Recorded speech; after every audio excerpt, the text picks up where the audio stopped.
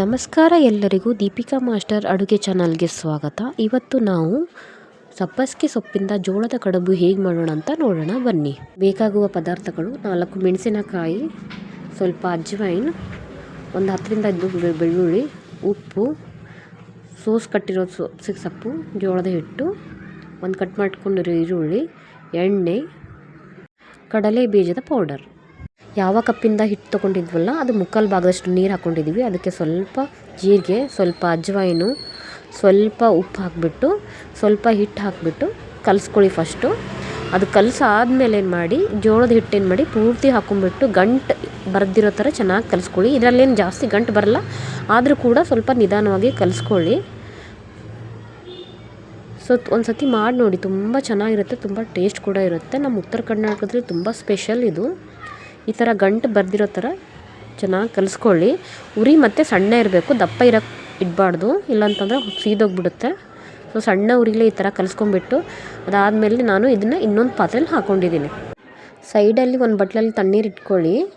ಏನಕ್ಕಂದರೆ ಇದನ್ನು ಕಡುಬು ಮಾಡಬೇಕಾದ್ರೆ ಕೈ ಸುಡ್ತಿರುತ್ತೆ. ಸೊ ಕೈಯನ್ನು ನೀರಲ್ಲಿ ಎದ್ಬಿಟ್ಟು ಕಡುಬು ಮಾಡಬೇಕಾಗತ್ತೆ. ಸೊ ಇದು ಮಾಡಿ ಇನ್ನೂ ಹದಕ್ಕೆ ಬರೋ ಥರ ಚೆನ್ನಾಗಿ ಕಲಿಸ್ಕೊಳ್ಳಿ. ಸೊ ತುಂಬ ಬಿಸಿ ಇರುತ್ತೆ. ಒಂದು ಸತಿ ಎದ್ಬಿಟ್ಟು ಈ ಥರ ಕಲಿಸ್ಕೊಂಡ್ಬಿಟ್ರೆ ಕೈ ಸುಡಲ್ಲ.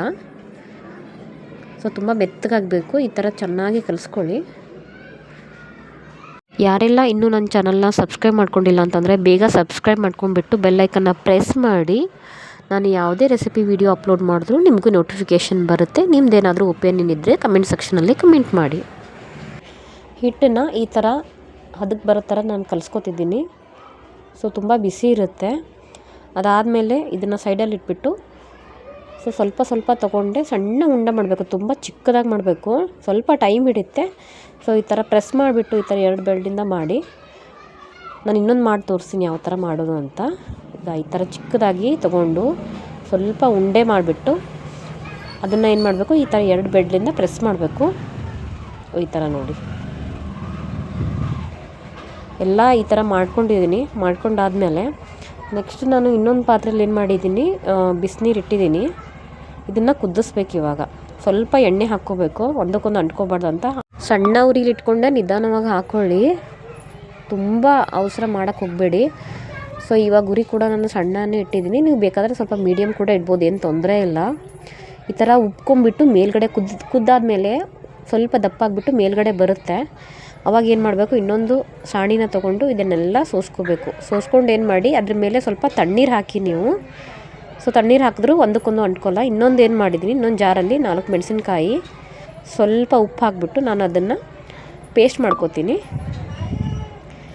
ಆಮೇಲೆ ಒಂದು ಪಾತ್ರೆಯಲ್ಲಿ ಸ್ವಲ್ಪ ಒಂದು 2-3 ಸ್ಪೂನ್ ಎಣ್ಣೆ ಹಾಕ್ಕೊಂಡು ಅದ್ರ ಮೇಲೆ ಬೆಳ್ಳುಳ್ಳಿ, ಸಜ್ಜಿರೋದು ಬೆಳ್ಳುಳ್ಳಿ ಹಾಕ್ಕೊಂಡಿದ್ದೀನಿ.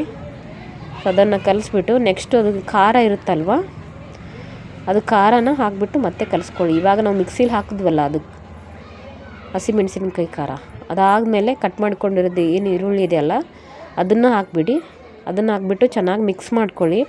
ಉಪ್ಪು ಆಲ್ರೆಡಿ ನಾವು ಕುದಿಯೋ ನೀರೆಲ್ಲ ಹಾಕಿದ್ದೀವಿ, ಮತ್ತಂತಂದರೆ ಹಿಟ್ಟೆಲ್ಲ ಹಾಕಿದ್ದೀವಲ್ಲ, ಈಗೇನು ಬೇಕಾಗಿಲ್ಲ, ಅವಶ್ಯಕತೆ ಇಲ್ಲ. ಬಟ್ ಅವಶ್ಯಕತೆ ಇತ್ತಂದರೆ ಹಾಕ್ಕೊಳ್ಳಿ, ನಿಮ್ಗೇನಾದರೂ ಕಡಿಮೆ ಅನಿಸಿದ್ರೆ. ಅದಾದಮೇಲೆ ಇದೇನು ಸೋಸ್ ಇಟ್ಕೊಂಡಿರೋದಲ್ಲ ಸಬ್ಬಸಿಗೆ ಸೊಪ್ಪು, ಅದನ್ನು ಕಟ್ ಮಾಡಿಬಿಟ್ಟು ಚೆನ್ನಾಗಿ 2-3 ಸತಿ ತೊಳೆದ್ಬಿಟ್ಟು ಈ ಥರ ಹಾಕಿಬಿಟ್ಟು ಮಿಕ್ಸ್ ಮಾಡಿದ್ದೀನಿ. ಫಸ್ಟು ಇವಾಗ ಸೊಪ್ಪು ಎಷ್ಟು ಜಾಸ್ತಿ ಅನ್ನಿಸ್ತಿದೆ ಅಲ್ವಾ, ಸೊ ಅದು ಕರಗಿ ಅದರಲ್ಲಿರೋ ನೀರೆಲ್ಲ ಬಿಡಬೇಕು. ಸೊ ಆ ಥರ ತುಂಬ ಸಣ್ಣ ಉರಿಲೇ ಇದು ಮಾಡ್ಕೊಳ್ಳಿ. ಇದು ನೋಡಿ ನೀರೇನಿದೆಯಲ್ಲ, ಇದು ಫುಲ್ ನೀರು ಹೋಗಿಬಿಡ್ಬೇಕು. ಮತ್ತು ಇದನ್ನು ಸಣ್ಣ ಉರಿಲಿ ಇಟ್ಕೊಂಡೆ ನಾನು ಕಲಿಸ್ಕೊಂಡಿದ್ದೀನಿ. ಆಲ್ಮೋಸ್ಟ್ ಅಲ್ಲಿ ನೀರೆಲ್ಲ ಹೋಗಿದೆ. ಇವಾಗ ಕುದಿಸಿರೋದು ಕಡುಬೆಲ್ಲ ಇದೆಯಲ್ಲ ಅದನ್ನು ಇದರಲ್ಲೇ ಹಾಕಿಬಿಟ್ಟು ಮಿಕ್ಸ್ ಮಾಡ್ಕೊಳ್ಳಿ. ಸೊ ನಾನು ಇದನ್ನು ಕಡುಬು ಸ್ವಲ್ಪ ಕಡಿಮೆ ಹಾಕ್ತಿದ್ದೀನಿ. ಏನಕ್ಕಂತಂದರೆ ಇವಾಗ ನಮ್ಮ ಮನೆಯಲ್ಲಿ ಪುಂಡಿ ಪಲ್ಯ ಇದೆ ಅಲ್ವಾ, ಸೊ ಅದ್ರ ಜೊತೆ ತುಂಬ ಟೇಸ್ಟಾಗಿ ಹಚ್ಚುತ್ತೆ. ಸೊ ಅದ್ರ ಜೊತೆ ಕೂಡ ನೀವು ತಿನ್ಬೋದು. ಸೊ ಪಲ್ಯ ಏನಿರುತ್ತಲ್ವ ಅದ್ರಿಗಿಂತ ಸ್ವಲ್ಪ ಕಡಿಮೆನೇ ಮಾಡ್ಕೊಳ್ಳಿ ಕಡುಬು, ಬಿಕಾಸ್ ತುಂಬ ಟೇಸ್ಟಾಗಿರುತ್ತೆ. ಸೊಪ್ಪಿಗಿಂತ ಸ್ವಲ್ಪ ಕಡುಬು ಜಾಸ್ತಿ ಇದ್ದರೆ ಅಷ್ಟು ಟೇಸ್ಟ್ ಬರಲ್ಲ. ಇವಾಗ ನಾನು ಉಳಿದಿರೋ ಕಡುಬೆಲ್ಲ ಹಾಕಿಬಿಟ್ಟು ಮಿಕ್ಸ್ ಮಾಡ್ಕೋತೀನಿ. ಸೊ ಮಿಕ್ಸಿಂಗ್ ಕೂಡ ತುಂಬ ಸ್ವಲ್ಪ ನಿಧಾನವಾಗೇ ಮಾಡ್ಕೊಳ್ಳಿ. ಏನಕ್ಕಂದರೆ ಕಡುಬು ನಾವು ಕುದಿಸಿರ್ತೀವಲ್ಲ ಸ್ವಲ್ಪ ಮೆತ್ತಗಿರುತ್ತೆ. ಸೊ ಸ್ವಲ್ಪ ನಿಧಾನವಾಗಿ ಮಾಡ್ಕೊಂಬಿಟ್ಟು ಕೊನೆಗೆ ಏನು ಮಾಡಿ, ನಾವು ಆಲ್ರೆಡಿ ಕಡಲೆ ಬೀಜದ್ದು ಹುರಿದ್ಬಿಟ್ಟು ಏನು ಪೌಡ್ರ್ ಮಾಡ್ಕೊಂಡಿದ್ವಲ್ಲ ಸೊ ಅದನ್ನು ಲಾಸ್ಟಲ್ಲಿ ಇದ್ರ ಮೇಲೆ ಹಾಕಿಬಿಟ್ಟು ಮಿಕ್ಸ್ ಮಾಡಬೇಕು. ಸೊ ಟೇಸ್ಟ್ ತುಂಬ ಚೆನ್ನಾಗಿರುತ್ತೆ. ಇದರಲ್ಲಿ ನೀವು ಹಸಿ ಖಾರ ಯೂಸ್ ಮಾಡಿದ್ರೇ ಟೇಸ್ಟ್ ಬರೋದು. ಸೊ ಕೆಂಪು ಖಾರ ಯೂಸ್ ಮಾಡಿದ್ರೆ ಅಷ್ಟು ಟೇಸ್ಟಾಗಿ ಬರಲ್ಲ. ನೀವೇನಾದರೂ ಮನೇಲಿ ಮಾಡ್ತಿದ್ರೆ ಹಸಿ ಖಾರನೇ ಹಾಕ್ಬಿಟ್ಟು ಮಾಡಿ, ಕೆಂಪು ಖಾರ ಹಾಕೋಕ್ಕೆ ಹೋಗಬೇಡಿ. ಸೊ ಈ ಥರ ಚೆನ್ನಾಗಿ ಮಿಕ್ಸ್ ಮಾಡ್ಕೊಂಬಿಟ್ಟು ಗ್ಯಾಸ್ ಸ್ಟವ್ನ ಆಫ್ ಮಾಡಿಬಿಡಿ. ಸೊ ಫೈನಲಿ ನಮ್ಮ ಸಬ್ಬಸಿಗೆ ಸೊಪ್ಪಿನ ಕಡುಬು ರೆಡಿಯಾಗಿದೆ. ಟೇಸ್ಟ್ ಮಾತ್ರ ತುಂಬ ಚೆನ್ನಾಗಿದೆ. ಒಂದು ಸತಿ ಟ್ರೈ ಮಾಡಿ ನೋಡಿ, ತುಂಬ ಚೆನ್ನಾಗಿದೆ. ನೆಕ್ಸ್ಟ್ ವೀಡಿಯೋದಲ್ಲಿ ನಾನು ನಿಮಗೆ ಮತ್ತೆ ಸಿಗ್ತೀನಿ. ಅಲ್ಲಿವರೆಗೂ ಬಾಯ್.